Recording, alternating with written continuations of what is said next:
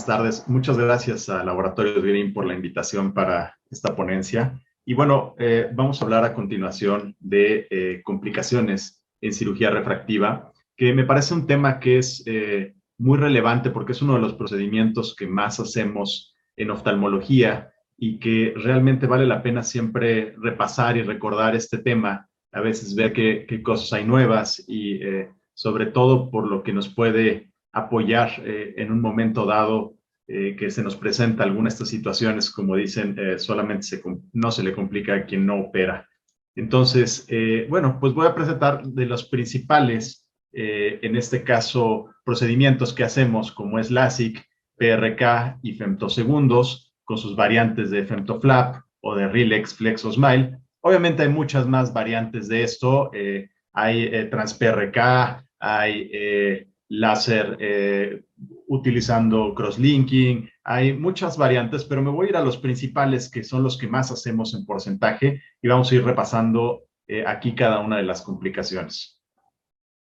Entonces, bueno, si lo vemos en frecuencia a manera de lista desde hace muchos años, lo que más se presenta en un LASIK, que es con la que vamos a empezar, que es la más frecuente todavía que se realiza en México y en Estados Unidos, son complicaciones del flap. Y de esto, pues tenemos flaps incompletos, flaps libres, delgados, enojales o endonas irregulares, perforaciones, defectos epiteliales, estrías a veces en el flap al día siguiente, crecimiento epitelial más adelante, queratitis lamelares difusas, ojo seco, ectasias, que es algo que también vamos a hablar en las demás técnicas, problemas a veces durante o después de la ablación, como puede ser hipo o hipercorrección, y queratitis infecciosa son en frecuencia las más importantes. Ahora, si lo vemos a manera de clasificación, digamos, por zona o por niveles donde se dan estas complicaciones, pues bueno, vamos a irlo dividiendo también en un primer nivel, que me gusta esta clasificación del doctor Gulani, que lo divide por complicaciones en el flap y en la interfase o en la zona de ablación. Entonces, empezando con las complicaciones en el flap, la más frecuente es un flap incompleto, ¿no? En LASIK, tanto en femtoLASIK se puede presentar del 0.3 al 14% de los casos. Obviamente dependerá mucho de la experiencia, a veces también del cirujano, pero hay algunos factores que tenemos que analizar siempre cuando la hoja se detiene antes de llegar al destino de la bisagra. Y esto a veces puede ser por una obstrucción mecánica, en la que a veces puede haber algún residuo, alguna pestaña, por el mismo párpado. Puede haber a veces una falla eléctrica que se puede llegar a presentar, una pérdida de la succión en algunos casos.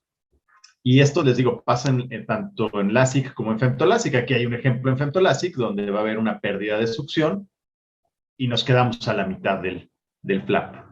Entonces, bueno, cuando nos pasa esto, ¿qué hacemos, no? ¿Qué es lo que tenemos que analizar o hacer en ese momento, además de no entrar en pánico?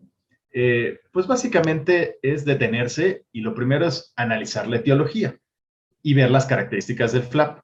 Sobre todo para que si se decide continuar y hacer un flap en el otro ojo, pues no nos vaya a pasar lo mismo.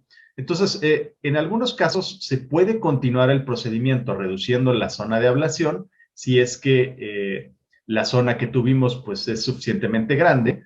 En algunos láseres, algunos sistemas de láseres nos marcan la zona incluso, no tanto los de punto flotante, pero otros nos marcan la zona donde vamos a hacer la ablación.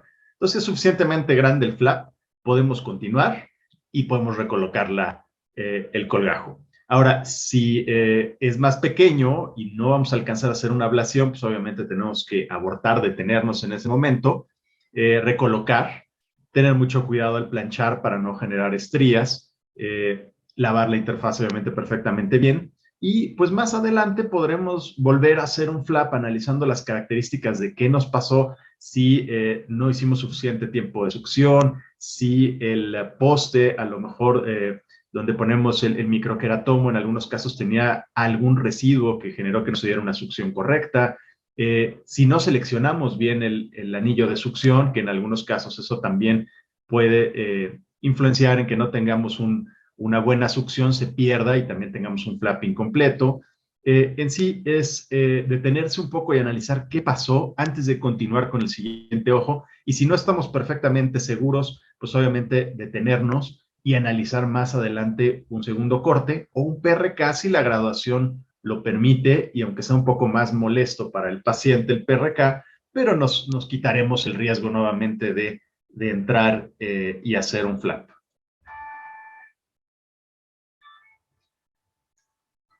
Ahora, cortes en ojal o cortes en dona. Y aquí se pone muchas veces este video que es como una pelota de golf cuando se hace una aplanación y el centro y los lados es diferente en esta aplanación, que es lo que hace la placa de aplanación. Entonces, se presenta pues del 0.2 al 2.6%. Afortunadamente no es tan frecuente. Generalmente en córneas un poquito más curvas de 46 dioptrías, cuando hacemos cortes menores de 100 micras, generalmente es más frecuente que lo observemos. El manejo, obviamente, de estos flaps irregulares, ya sea en los cortes en ojales o en los cortes en dona, por estas diferencias de curvatura, es reposicionar, obviamente abortar el procedimiento, porque aquí ya no podemos hacer una ablación, y esperar. La literatura recomienda de 10 a 12 semanas para hacer un corte nuevamente. Muchos esperamos un poco más de este tiempo y observamos cuál es el comportamiento y la cicatrización. Y obviamente, pues seleccionar una profundidad diferente, un diámetro diferente del anillo de succión. En muchos casos podemos optar por la posibilidad de un femtosegundo también o de un PRK para evitar los problemas, sobre todo en córneas curvas no patológicas.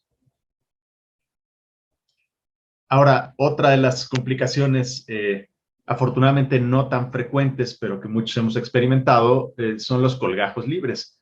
Los colgajos libres es más frecuente que sucedan también en córneas planas. Y esto, obviamente, está dado en muchos casos por una succión inadecuada, como ya lo comentaba, igual en el corte incompleto, o a veces por una ausencia de freno, una mal posición, un mal montaje del microqueratomo, pero sobre todo siempre tener cuidado en córneas planas, como aquí en este caso que ven en el video, donde aquí estamos viendo el flap completo que quedó en el microqueratomo, ¿no? ¿Cuál es el manejo que tenemos que hacer en este momento?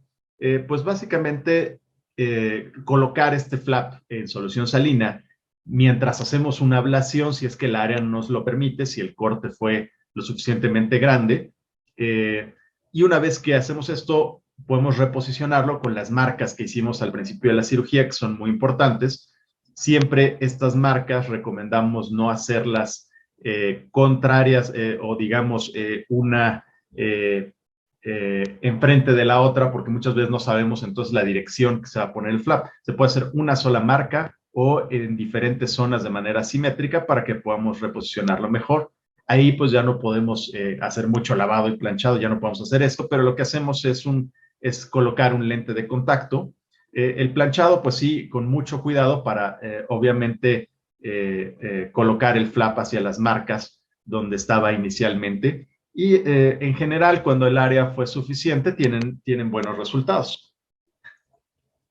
Pérdidas de la succión por mala selección del anillo es algo que también vemos frecuentemente con los diferentes microqueratomos, sobre todo los que tienen o abarcan un área más grande y que a veces la apertura palpebral es más pequeña y cuesta más trabajo. Aquí vemos un pequeño video donde vean toda la conjuntiva que está ahí protruyendo porque la persona está haciendo una presión exagerada sobre el globo ocular para tratar de lograr esa succión. Y en muchos casos lo que hay que analizar más bien es cambiar el diámetro del anillo a uno que esté más cercano al limbo, analizar las curvaturas, como habíamos dicho, y sobre todo la posición perpendicular que tiene que tener con la superficie ocular es muy importante para que se logre la succión más allá de la presión que hacemos sobre el globo ocular. Ahora, OBL o estas burbujas que se pueden hacer en la interfase o capa opaca de burbujas que se forma con los femtosegundos. No es como tal una complicación, es algo un poco molesto nada más, porque bueno, cuando levantamos el flap a veces puede ser un poco más complicado. Aquí se ve esta zona blanquecina, ¿no? donde se observa esta capa, cómo se va formando de burbujas. A veces también al levantar el flap todavía sí está un poco opaca la zona, sobre todo en las zonas centrales. Para algunos pacientes les cuesta un poco más de trabajo fijar el punto para la ablación. Entonces, básicamente aquí lo único que tenemos que hacer es esperar un poco a que estas burbujas se quiten, levantar el flap con cuidado. Se puede levantar, aunque a veces puede dar un poquito más de dificultad, pero realmente es solamente esperar. Aquí, al contrario, la presión positiva en muchos casos hace que las burbujas se absorban un poco más rápido. Entonces, no es ninguna complicación, pero bueno, hay que esperarnos a veces un poquito más para que podamos hacer una buena fijación y una buena ablación. Las estrías posoperatorias es otro de los problemas que a veces nos encontramos relacionadas al flap. Tenemos microestrías y macroestrías, y estas se forman principalmente por una compresión que se hace a veces en flaps muy delgados, se presenta más frecuente, y en algunos casos los pacientes que aprietan los ojos después del procedimiento también es más frecuente que se formen. Y esto, pues realmente la importancia del manejo es identificar dónde están y cuánto tiempo pasó desde que se formaron las estrías. Entonces, el manejo temprano es lo más importante, independientemente de que sean micro o macroestrías y que estén en el eje visual o que estén en la periferia. Cuando son microestrías que están en la periferia, pues muchas veces no tenemos que correr a levantar el flap, sobre todo si el paciente tiene una buena agudeza visual y son muy pequeñas, en algunos casos se decide dejarlas. Hay quien da tratamiento además poniendo un lente de contacto para generar cierto moldeamiento. Pero bueno, cuando son estrías que se presentan ya en la zona central, muchas veces tenemos que, en las primeras 24 horas, que es lo ideal, nuevamente levantar ese flap, lavar. Hay que tener cuidado con el planchado, porque al planchar estas estrías podemos generar vectores de fuerza hacia diferentes zonas que generarán estrías hacia otros lugares. Entonces, en algunos casos se puede solamente hidratar si es demasiado delgado el flap y dejar un lente de contacto como protección y para generar cierto moldeamiento. En etapas más tardías, cuando ya se presenta el paciente semanas después con estrías muy grandes, con cierta fibrosis que ya se ha generado incluso abajo o hasta meses después los hemos llegado a ver que llegan algunos pacientes, lo que tenemos que hacer aquí, pues obviamente empezamos de lo conservador a lo más agresivo, y lo primero pues igual levantamos el flap, lavamos y vemos que estas estrías no se modifican, que es muy frecuente. En algunos casos tenemos que retirar el epitelio y esto nos ayuda a quitar cierta tracción. En algunos casos se ha intentado PTK, tanto para micro como macroestrías. Y el caso más avanzado, donde ya de plano estas estrías, planchando, quitando el epitelio, jalando hacia varios lugares, hidratando, no logramos quitarlas, se pueden llegar a colocar suturas que generen tracción. Nada más que hay que tener también cuidado con la dirección de las suturas, ya que pueden generar nuevas estrías a veces en el centro. Entonces, esos son los casos, digamos, más avanzados. Ahora, ¿qué otra complicación tenemos que tenemos mucho miedo en la cirugía refractiva y que afortunadamente no es frecuente, pero que si se llega a presentar tenemos que saber qué hacer? Son las queratitis infecciosas, generalmente postlásica. Y estas se presentan del 0.2 al 1.5% de los casos. Con los años han variado los microorganismos. Yo recuerdo desde 2001 a ahora 2020 ha estado siempre variando en que el principal es o micobacterias atípicas o estafilococos, ¿no? Son los que generalmente en diferentes épocas han tomado la delantera en este tipo de infecciones. Y lo más importante, además de saber la principal etiología en estas queratitis que vemos aquí en esta tabla, en esta gráfica, es saber los factores de riesgo primero, antes de un procedimiento de cirugía refractiva, llámese LASIK, PRK o SMILE, que es los pacientes con ojo seco, independientemente de las molestias que puedan tener después o que tengan más riesgo a tener úlceras después del procedimiento, tienen más riesgo también a queratitis infecciosa. Entonces, dar un tratamiento eficaz para el ojo seco es muy importante. Para las blefaritis, la disfunción de glándulas de Meibomiu también se ha relacionado, obviamente con un ojo seco secundario.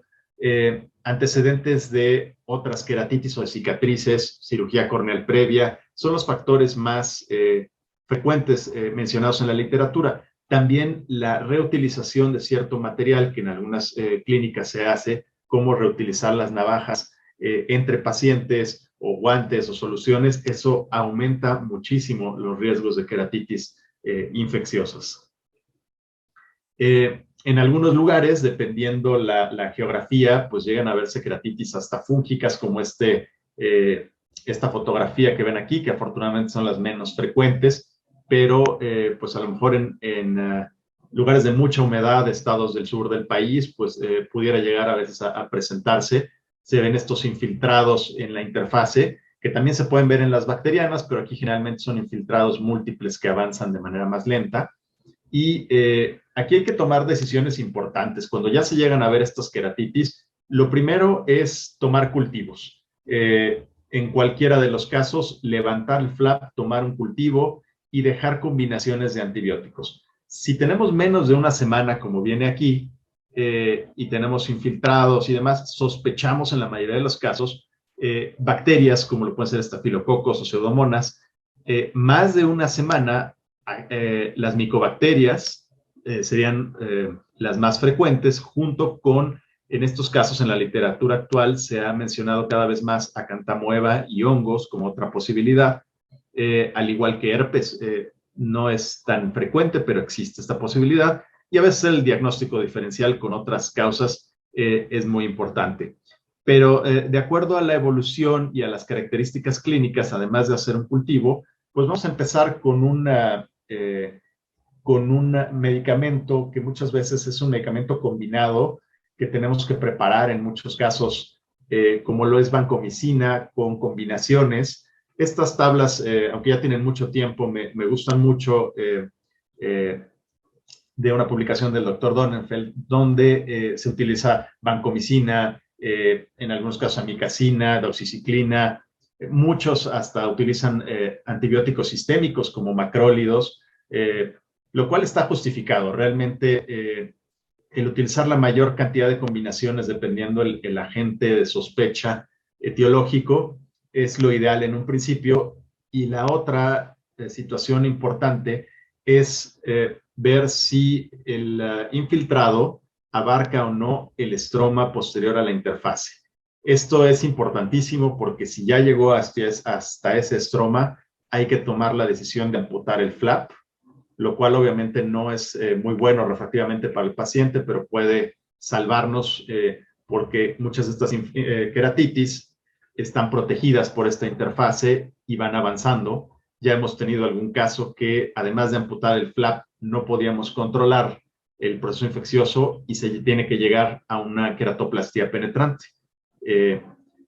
Ahora tenemos otras técnicas, como por ejemplo el crosslinking se ha llegado a utilizar también en casos donde no hay respuesta o donde está a punto de perforarse, o casos que tienen una microperforación en lo que se consigue el tejido, se ha llegado a utilizar también cianocrilato.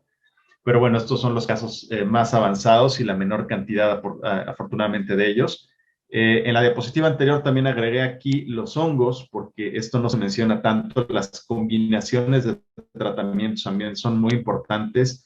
Y en el caso de acantamoeba, podemos usar el polihexametileno de diguanida, que no es frecuente encontrarlo en México, pero también otra opción son diluciones de clorhexidina, que ha funcionado bien incluso para otros microorganismos.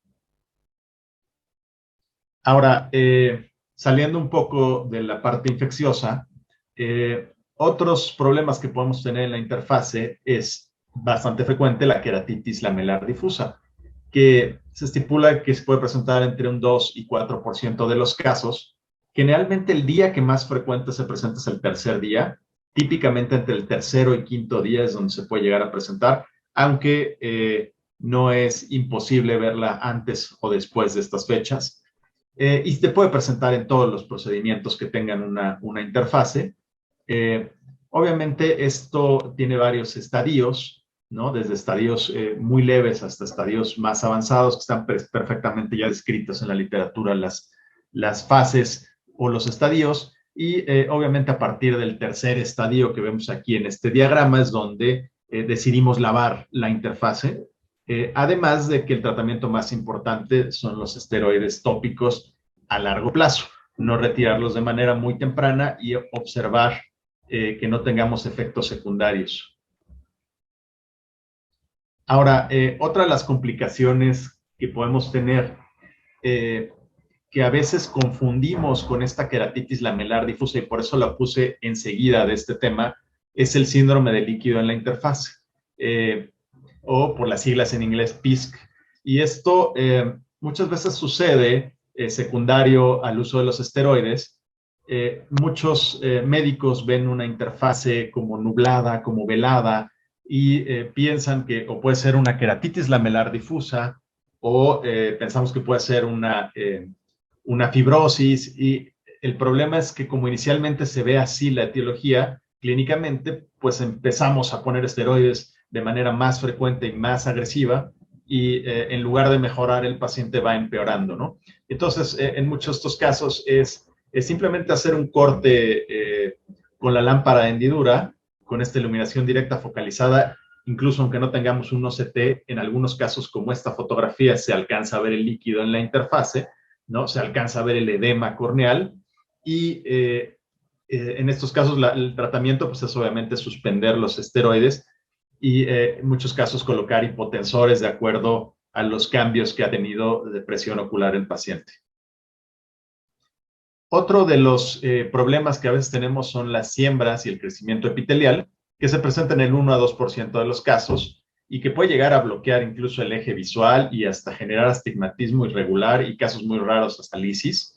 Entonces, también al igual que la queratitis lamelar difusa, dependiendo del grado y la localización, lo que vamos a hacer es, si es periférico, si es un crecimiento, si no son siembras, que se ve grisáceo, que está en la periferia, en algunos casos podemos observar, no es necesario siempre levantar el flap, porque también cuando levantamos el flap y estamos lavando muchas veces, a veces podemos generar nuevas siembras nosotros también durante el lavado. Entonces, cuando son periféricos muy pequeños, a veces se pueden observar. Cuando sí estas son múltiples siembras que están creciendo, que pueden abarcar el eje visual, es conveniente levantar el flap, lavar. A veces puede hacer una dilución de alcohol también para retirar mucho mejor estas siembras o estos crecimientos que se pueden dar en la interfase.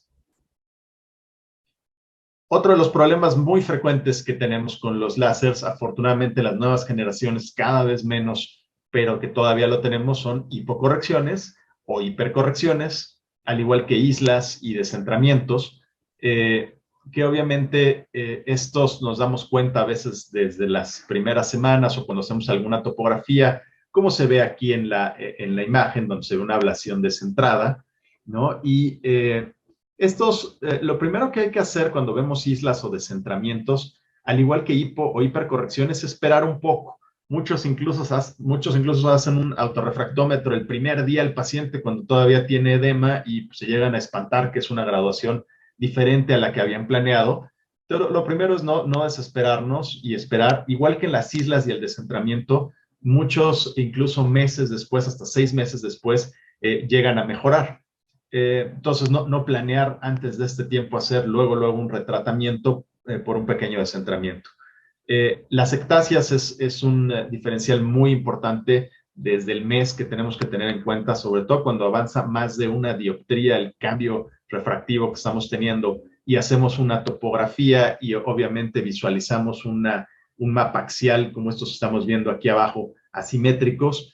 Hay que tener mucho cuidado y estar observando, aunque en algunos casos se pueden presentar muy tardías las ectasias hasta años después. Lo ideal es observar en un principio la morfología, la evolución y decidir realizar un tratamiento de cross-linking antes de que se salga de nuestras manos con el paso del tiempo.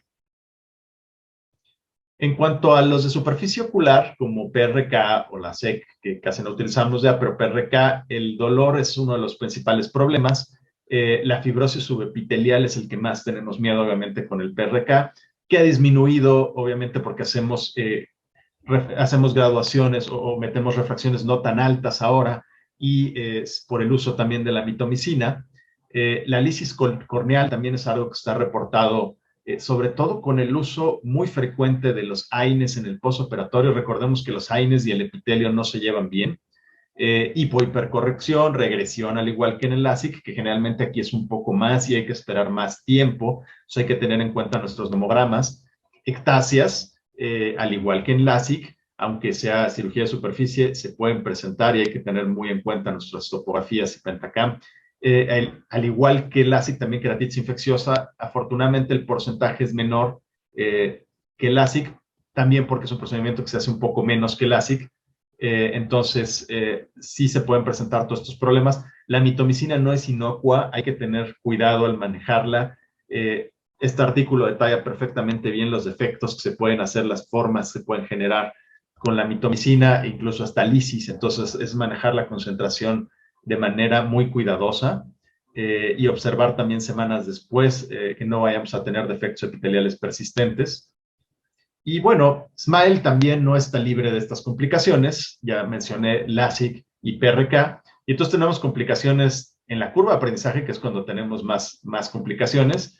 Y también posoperatorias se pueden llegar a presentar. Entonces, en nuestro hospital hicimos este trabajo y vimos que sobre complicaciones y vimos que sobre todo la dificultad para extraer el lentículo es lo más frecuente, la desepitelización seguida de la dificultad, desgarros a veces de la incisión, pérdidas de succión afortunadamente no fue tan frecuente y cuando se pierde la succión, ahorita lo vamos a mencionar, hay diferentes tratamientos, lentículos incompletos, black spots o puntos negros donde el femtosegundo no pudo actuar de la misma manera y hemorragias en la interfase.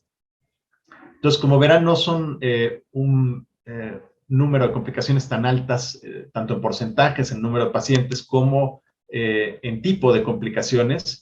Por eso es que los femtosegundos también son una muy buena opción, a pesar de que no podemos hacerlo en graduaciones muy altas. Aquí vemos el comparativo de nuestros porcentajes con otros hospitales y otras publicaciones donde pues, es muy parecido a lo que ya habíamos mencionado. Ahora, las posoperatorias, pues sobre todo hemos tenido de repente defectos epiteliales en un porcentaje bajo de los casos, sobre todo en la zona de la herida. Edema un poquito de la interfase, llegamos a tener por ahí una ectasia, aunque no aparece aquí en los porcentajes, pero en reportes más actualizados llegamos a tener en estos 8 años por ahí una ectasia. Por eso no estamos libres de ectasia en SMILE, siempre es algo que me gusta mencionar. Aquí vemos la dificultad para extraer el lentículo, que aquí el cirujano está teniendo muchos problemas porque se mete líquido a veces a la interfase, porque cuesta a veces trabajo identificar los planos. Se puede dar pérdida de succión y dependiendo en qué paso se dé la pérdida de la succión, es que a veces el software nos permite continuar. Aquí ya se hizo el CAP, la parte posterior y la parte lateral o vertical. A partir de ahí, perdimos aquí la succión en la parte anterior y podríamos continuar. No hay tanto problema en la parte posterior o en la primera parte, no podemos muchas veces continuar el procedimiento, tenemos que abortar y esperar un tiempo o cambiar a veces la técnica si es necesario, ¿no? Entonces, como les decía, depende de la etapa donde sucedió. Aquí estamos teniendo un tratamiento de Circle, donde uno de los puntos débiles a veces de SMILE son los retratamientos. Aquí es una posibilidad, tanto se puede hacer un flap como se puede hacer este Circle, que nos ayuda a abrir la zona central, y sí se pueden hacer retratamientos en SMILE. Entonces, aquí nuevamente el número de complicaciones, las ectasias que hemos visto, sobre todo en casos donde, en la literatura, donde ya habían topografías anormales, vean aquí el antes y el después, ¿no? Entonces, eso hay que tener mucho cuidado. Aquí este es un caso de un doble lentículo que reportamos en nuestro hospital por no esperar a veces lo suficiente después de que se hizo el CAP posterior y no tener un perfecto centrado. Puede sucedernos también esto y ahí debemos ya no continuar el procedimiento. Y bueno, pues como conclusiones de esta plática, aunque cada vez hay nuevos métodos de cirugía refractiva, ninguno está libre de complicaciones. Pues obviamente hay más complicaciones en la curva de aprendizaje, el femtosegundo ayuda a que sean a veces un poco menos, pero también se pueden presentar. Y lo más importante es saber cómo resolver estos problemas para que podamos tener buenos resultados a corto, mediano y largo plazo. Ser cauteloso aún para los casos de refracciones altas, aunque tengamos nuevas técnicas, es un buen consejo. Muchas gracias por su atención.